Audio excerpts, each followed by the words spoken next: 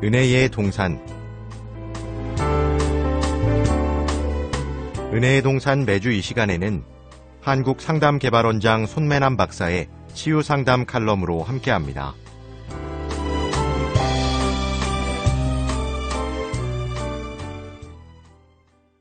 안녕하세요. 오늘은 지난번 얘기했던 것에 대해서 이제 다시 한번 연이어서 하도록 하겠습니다. 지난번 우리가 뭐 했죠?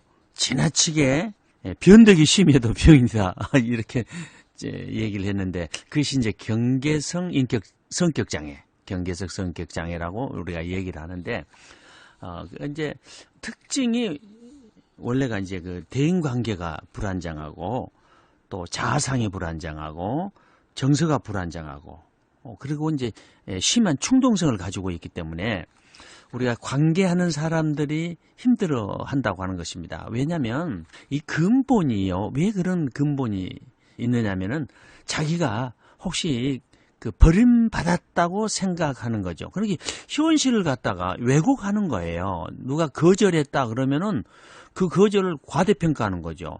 또 상사가 어떤 시간을 좀 안 지켰다 그러면은 나를 싫어했나 보다. 그래가지고 과대평가해주고 막 분노를 내는 거예요. 그래서 이제 이게 분노를 내면은 감당할 수가 없습니다. 그래서 이제 인간관계가 이제 다 파괴가 되는 그런 성격 장애입니다.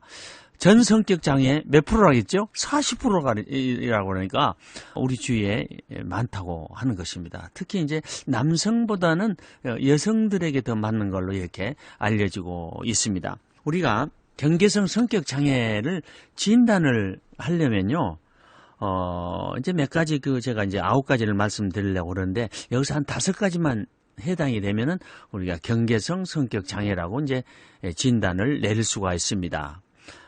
원래 이제 성격 장애라는 건 꼭 우리가 알아야 되는 건요, 이런 성격적인 요소가 다 있을 수가 있습니다. 한두 번쯤은요. 그러니까 함부로 진단하면 꼭 안 된다고 그랬죠.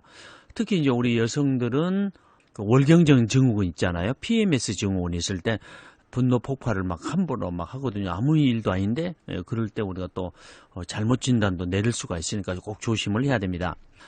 첫 번째요, 나는 소중한 사람인데 혹시 버림받았지 않나 하는 그런 불안감에서요, 버림받지 않으려고 필사적으로 매달려 상대를 곤란하게 만드는 거예요. 집착한단 말이죠. 그리고 두 번째는 나는 상대를 이상적인 사람이라고 여기다가도 실망감이 느껴질 때는 그 격차가 아주 크는 거예요. 또 격차가 크니까 기분에 이제 문제가 생기는 겁니다.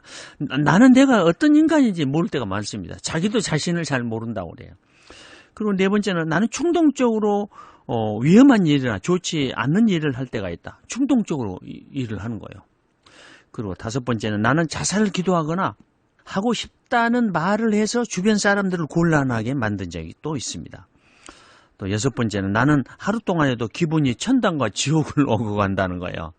그게 우리가 부부간에도 이제 이런 분이 한 분 계시면은 정말 힘들다 그런 거예요. 아침 기분하고 오후 퇴근했을 때 기분이 또 달라질 수가 있는데, 이것이 천당과 지옥이니까 어떻겠어요? 한번 생각해 보세요. 나는 언제나 마음속 어딘가에 공허감이 있습니다. 공허감이 있어서 인간관계가 파괴되잖아요. 그러면 너무 공허해서 못 견디는 거예요. 그래서 또 다른 사람과의 인간관계를 또 찾습니다. 그러다가 또 어느 정도 지내다가 감정이 기복이 너무 심하니까 관계가 깨지거든요. 이제 그러다가 이제 그거는 그 속에 공허감 때문에 이제 그렇다는 거죠. 나는 대수롭지 않는 일도 내 뜻대로 되지 않으면 격노한다. 아무것도 아닌데 대수롭지도 않는 일에 자기 뜻대로 안 됐다고 해서 막 격노, 그냥 화가 난 게 아니에요. 그냥 화를 격노한다고. 그 다음에 9번째, 나는 지나치게 생각에 골목을 하거나 기억이 나지 않을 때도 있다. 이런 9가지 얘기를 했는데요. 여기서 이제 5가지가 있으면은 경계성 성격 장애로 이제 진단이 내릴 수가 있습니다. 우리가 이제 이걸 치료를 받을 수가 있을 때 나을 수가 있냐 그런데요.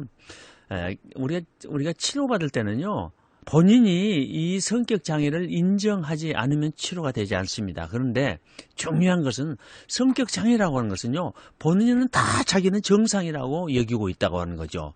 그리고 그 관계를 같이 하고 있는 상대방이 소위 말하면 괴로움을 당하는 것이 그 인격장애라고 하는 것입니다. 그래서 어떤 인격장애든 경계성 성격장애를 우리가 함부로 다루면 큰일 납니다. 편집성이나 반사회장애 이런 걸 다루면요, 큰일 난다는 것은 생명의 위험도 있을 수가 있습니다. 그러니까 조심을 해야 되거든요. 그래서 저희들도 이제 경계성 성격장애를 치유하면서 조심하는 것은 경계성 성격장애란 말을 쓰지를 않습니다. 때로는 이렇게 살아가면서 이런 성격, 이런 기분의 장애가 일어날 수가 있는데, 이것은 이제 상담을 통해서 이제 좋아질 수가 있습니다. 이렇게만 얘기하는 거지, 함부로 얘기하지 않습니다. 왜냐하면 공감대가 형성이 완벽하게 되지 않을 때까지는 인격 장애란 말을 쓰지를 않습니다. 그걸 조심을 해야 됩니다. 그래서 오늘 또 여러분들에게 이렇게 성격 장애를 얘기한 근본의 이유는 우리가 조심하면서 살아야 된다고 하는 거예요. 주위에 교회 안에도 다 있고요. 여러분 지도자들도 다 있고요. 얼마든지 있을 수가 있습니다. 그러니까 저분이 성격 장애적인 좀 요소가 있나 보다라고 이렇게 해야지 성격 장애자다 이렇게 단어를 내려가지고 함부로 얘기를 한다든가 그러면 큰일을 당할 수가 있습니다. 그래서 이 경계성은요, 충동성이 심하거든요. 충동성이 아주 심하고 정서가 아주 불안정하고 이제 그렇기 때문에 큰일이 일어날 수가 있습니다. 그래서 성인기 초기에는요, 자살 비율도 높고요. 그러나 이제 40대, 50대가 되면요, 소위 말해서 이제 자기에 대해서 어느 정도 알게 됩니다. 그러면서 자기 조절을 어느 정도 하죠. 그러나 20대나 30대 이렇게 초반에는요, 아주 이런 성격 장애가 극대화가 될 수가 있으니까 부부싸움의 원동력이 되고요, 나중에 인간관계의 파괴의 원동력이 될 수 있으니까 우리가 조심을 해야 된다고 하는 것입니다. 대부분 이제 30, 40대가 이러면 대인관계라든가 직업 기능이 이제 현저하게 좋아질 수가 있습니다. 그러나 성인기 초기에는 위험성도 상당히 높다는 것을 우리가 인지를 해야 되겠습니다. 경계성 성격장애, 변덕이 너무 심해도 병이다. 우리가 이제 이런 분들하고 관계하면서 조심하면서 살아야 됩니다. 감사합니다. 오늘도 좋은 하루가 되시기를 바랍니다.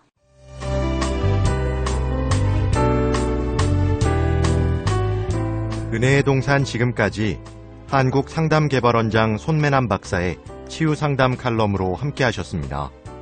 문의사항이 있으신 분은 02-884국에 7590번으로 연락주시거나 유튜브에서 손매남을 검색하시면 이 방송을 다시 들으실 수 있습니다.